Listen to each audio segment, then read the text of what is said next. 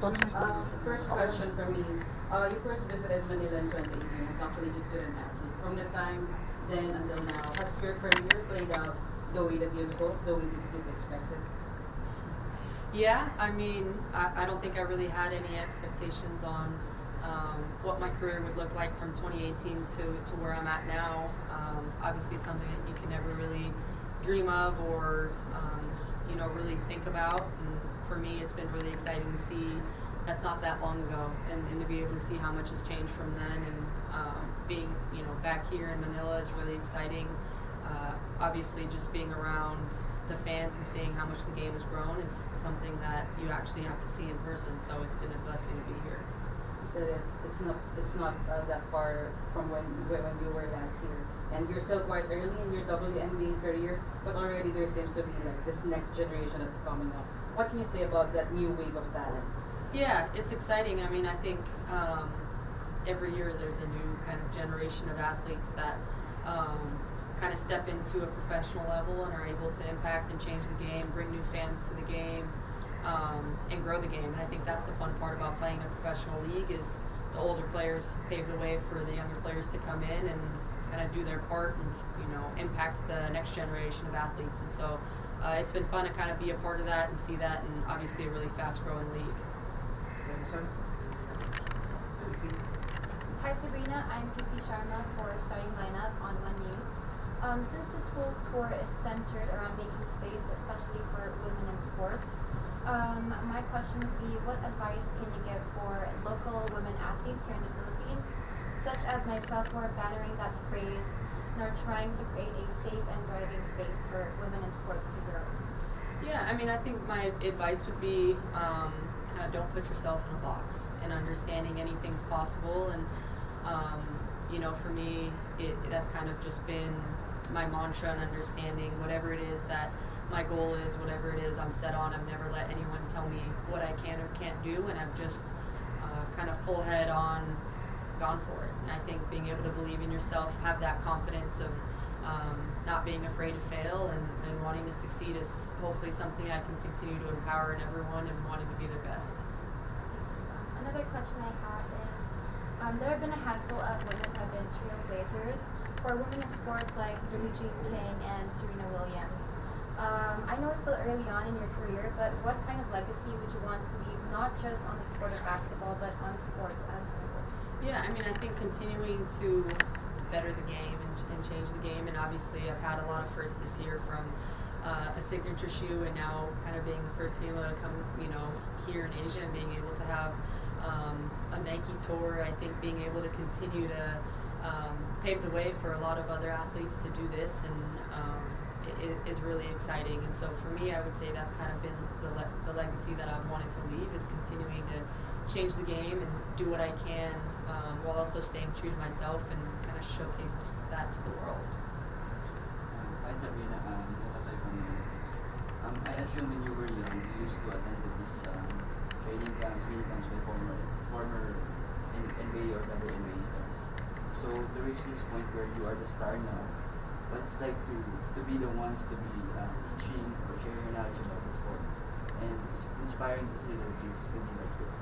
Yeah, it's amazing, because that's kind of part of the platform that you have at this point in your career, is understanding you have to give back. And so for me, it's been kind of an honor to be able to have so many camps and clinics, and providing younger kids the mentor that they can look up to and see in real life, and hope and dream of accomplishing whatever it is that they want to do. So it's been an awesome opportunity, and one that I definitely don't take for granted.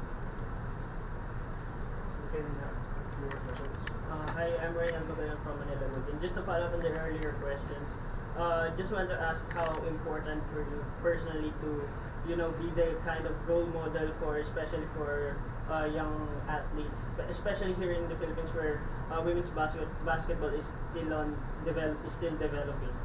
Yeah, I mean, it's huge. It's super important in understanding the importance of growing the game of basketball, not only in the United States, but around the world. And obviously here in the Philippines, where you're able to see firsthand the love for women's sports and women's basketball, and how this community really takes that in and believes in that. And you're able to see that from everyone, the belief in, these young kids to kind of change the world through the power of sport. And so for me, it's been a blessing to be here and see it with my own eyes and kind of take some of what I'm able to learn here and take that back to the United States and hopefully continue to tell everyone's story here. And it's been really fun and an honor that I'm able to come here into your guys' country and just feel that love. Can I have something follow-up? There's been a lot of changes in the NCAA since you left. How do you think you would have dealt with the NIL era of collegiate sports? Yeah, I mean, I'm not really sure. I'm very thankful I wasn't a part of it. I really enjoyed my college career, not really having to deal with any of that stuff. Obviously, that's just the name of the game now is NIL, and players kind of having to deal with the professional lifestyle at a really young age. And so, thankfully, I was able to kind of keep the main thing, and just play basketball and go to school, get a master's degree, and worry about that later on in my career. But it's been pretty impressive to see how these young athletes are having to manage that from a lot younger age. Last for me, is there any difference with your preparation or your mentality this year entering the WNBA season, because it's the first time that you're going to go in as part of the defending champions? Yeah, I don't think that there'll be any different in my preparation and understanding of what it is I want to do every time I step on the court. But obviously, every year I've been able to improve and get better as a player. And so for me, I'm really excited to be able to kind of showcase how I've continued to improve and kind of enter this next WNBA season even better than the last. Sabrina, son from the Philippine Empire. Sabrina, you have top of your head concrete suggestions that would help the Philippines to close the gap between enthusiasm and opening up opportunities for Filipino basketball players?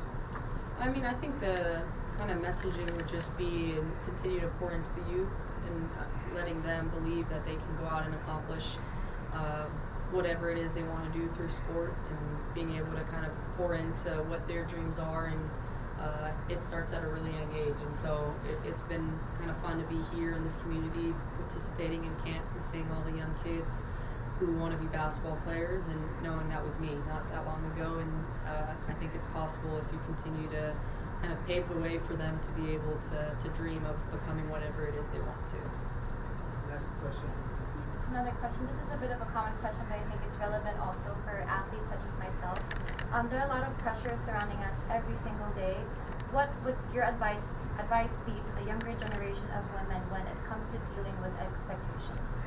Yeah, I mean, I think it's just being able to manage the outside expectation versus internal expectation, and knowing, obviously, the internal expectation obviously is always really what's most important, not really kind of getting weighed down by what other people think you should be doing, but just understanding kind of the work of what it is you want to accomplish, and your expectations should be the only thing that matters. And so I think it's obviously a fine line between giving yourself grace and understanding life is never going to be a straight line and easy. It's always going to be hard, and there's always bumps in the road, but just believing yourself through that.